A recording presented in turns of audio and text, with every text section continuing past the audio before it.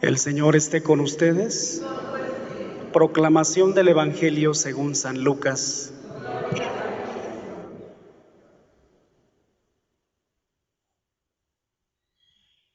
En aquel tiempo, Jesús dijo a sus discípulos: He venido a traer fuego a la tierra, y cuánto desearía que ya estuviera ardiendo. Tengo que recibir un bautismo, y cómo me angustio mientras llega. ¿Piensan acaso que he venido a traer la paz a la tierra?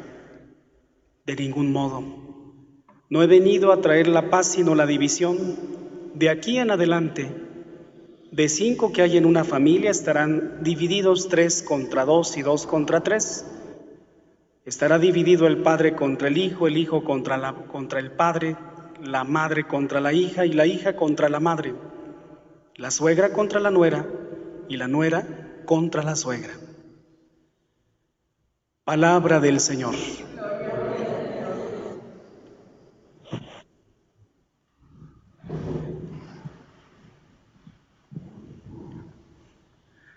Buenos días a todos. Siempre que leemos este Evangelio, no puedo nunca dejar de decir lo primero, de que esto de que esté la suegra contra la nuera, pues eso no es realmente, eso no fue profético, ¿verdad? Todo lo demás sí, de veras nos extraña tanto. Eso casi que es normal, debería de ser un mandamiento, ¿verdad? O mejor no. En 27 años que duró un pontífice como Juan Pablo II, nos podremos imaginar todo el espectro de cosas en favor de esta sociedad contemporánea.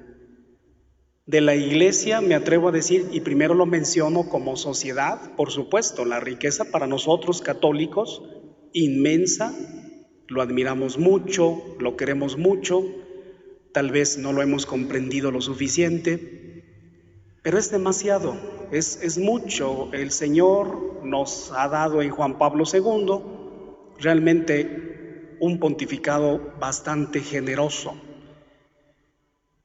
muy prolífico.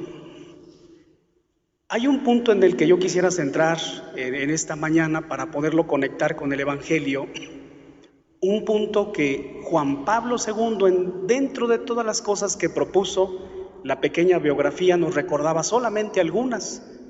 No menciona, por ejemplo, sus encíclicas, que son siempre, casi siempre en favor de la vida y sobre todo de la vida del más vulnerable o vulnerado. Se nos mencionó, por ejemplo, el Catecismo de la Iglesia Católica, la cuestión del derecho canónico, tantas cosas, la promoción, por ejemplo, de esta gran fiesta que es el encuentro de los jóvenes cada 3 años, la Jornada Mundial de la Juventud. Y para quienes tienen un sentido religioso un poco más místico, pero al mismo tiempo desean ponerlo en práctica como él mismo lo hacía, pues ni qué decir de la gracia tan grande que le permitió Dios de encontrarse con él cara a cara, precisamente en el momento donde comienza esa fiesta de la Divina Misericordia. ¿Por qué digo que cuando comienza la fiesta? Porque acuérdense que nosotros en la iglesia siempre comenzamos con la víspera, y él muere precisamente un sábado, que es víspera, y era víspera del día del Señor de la Misericordia, de la Divina Misericordia.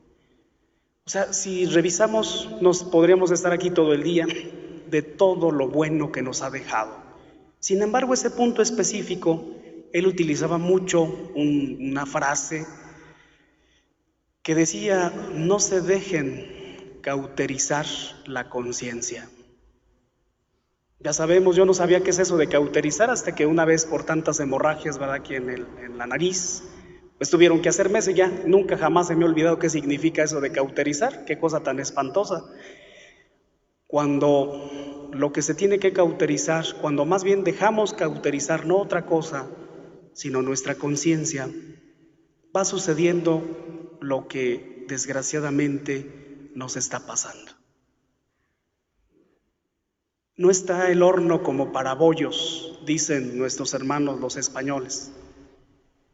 Si nosotros relajamos nuestra referencia, lo que Jesús nos ha enseñado, pues no vamos a llegar a ningún lado.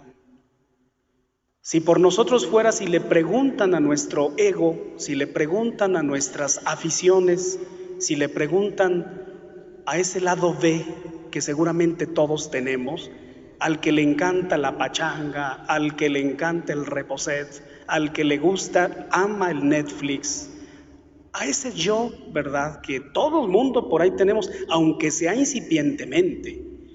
Si le preguntan a ese, oh, pues estamos a todo dar.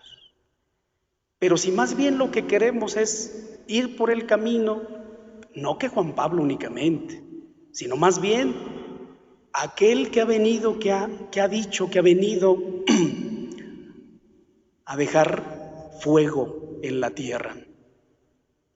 Entonces comprendemos que el camino no es ese, que el camino ancho, ese no solamente ahorita, sino toda la vida y en el mismo tiempo de Jesús, nos ha llevado a la perdición.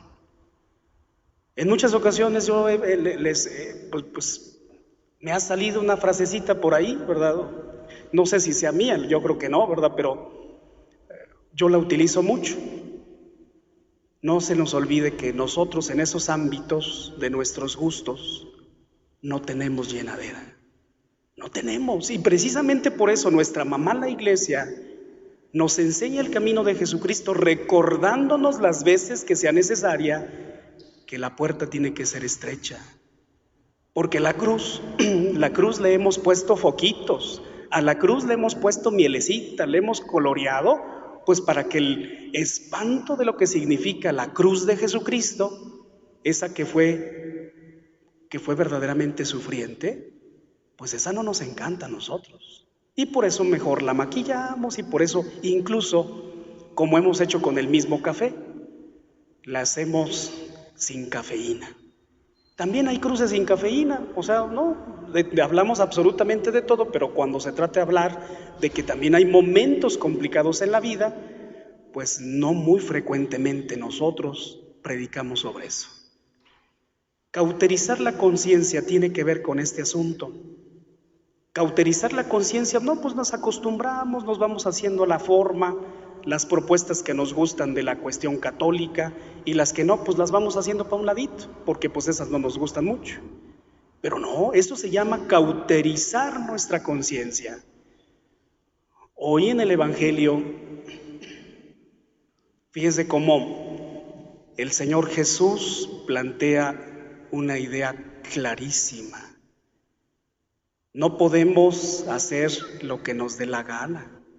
¿Recuerdan ustedes por lo que hoy escuchamos en el Evangelio? ¿Recuerdan cómo el Señor Jesús, hay un momento en donde en su predicación sus propios discípulos van y le dicen, oye, Herodes no te quiere.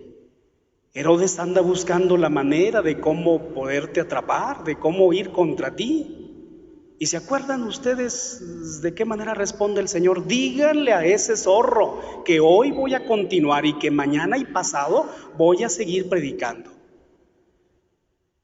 O como cuando ya estaba el Señor en su juicio, al final, y cuando aquel soldado le sonraja tamaño trancazo, y entonces dice, dime en qué me he equivocado. Y si no, ¿por qué me pegas? Cuando hoy habla el Señor de que no ha venido a traer la paz a la tierra, sino la división. No es una división, ojalá que no nos confundamos, no es una división arbitraria. No es como nosotros que con intrigas de lavadero, con intrigas de vecindad, a lo mejor nuestros comentarios han hecho que familias se desunan, pero no por nada que valga la pena. No, el Señor Jesús no está hablando de eso. Cuando ha hablado que ha venido a traer fuego a la tierra, cuando habla de que ha venido a traer la división antes que la paz, o más bien en lugar de la paz, no está hablando de esto, hermanos. Está hablando efectivamente que con el conocimiento de su persona y de sus valores, nosotros no podremos estar como hasta el momento. ¿Por qué? Pues porque vamos a tener que tomar partido. Aquí no podemos, lo he mencionado muchas veces, en este asunto no se puede ser neutral. Aunque algunos piensen que sí, pero no se puede ser neutral. Si tú conoces a Jesucristo y sus valores, ¿cómo vas a poder convivir? ¿Cómo vas a poder estar de acuerdo contra aquel que asesina a sus hermanos? ¿Cómo vas a poder estar de acuerdo contra aquel que no defiende la vida y que al contrario, mejor le cambiamos el nombre para que no se oiga tan feo y mejor le decimos producto? O sea, si se fijan cómo la lógica del Señor Jesús es efectivamente, como su nombre lo dice, lógico. De 5 que estemos aquí, si nosotros seguimos al Señor, Él nos pide ser justos, Él nos pide ser misericordiosos, nos pide ser buenos. Pero si de esos 5 los otros más bien quieren irse por el otro camino, vamos a estar divididos. Vamos y deberíamos de estar divididos. Si uno dice, no, bueno, pues yo mejor no digo nada, yo mejor me callo, pues puede uno actuar de esa manera, pero no creo que esa sea la voluntad del Señor. Recuerden qué es lo que decía sobre los momentos cuando nos hemos portado de esa manera. ¿Cómo me gustaría que fueras caliente o que fueras frío? Porque yo a los tibios los vomito. Los ejemplos, y con esto terminamos la reflexión de esta mañana, los ejemplos que tenemos en la Escritura sobre las personas que se acercan con el Señor, porque se acerca de todo tipo de personas, es que aquellos que se sentían como efectivamente pecadores eran los que tenían más posibilidades de poderse convertir. Pero el problema de muchos de nosotros, de algunos, no de todos, de algunos de nosotros, es que en algún momento nos sentimos buenos. Y entonces bajamos la guardia y decimos, no, pero ¿yo de qué me convierto? ¿Yo de qué me convierto si yo doy mi diezmo, yo voy a misa los domingos, bla, bla, bla? Cuidado con eso. Porque eso, el de sentirnos ya salvos, el sentirnos ya muy buenos y lo demás, nos puede hacer bajar la guardia y más bien estar navegando en la mediocridad. Y eso el Señor, por supuesto, que no lo quiere. Que Juan Pablo II, el que tanto luchó porque la Iglesia tuviera un rumbo muy concreto, nos ayude a tomar partido y no estar en la ambigüedad. Así sea.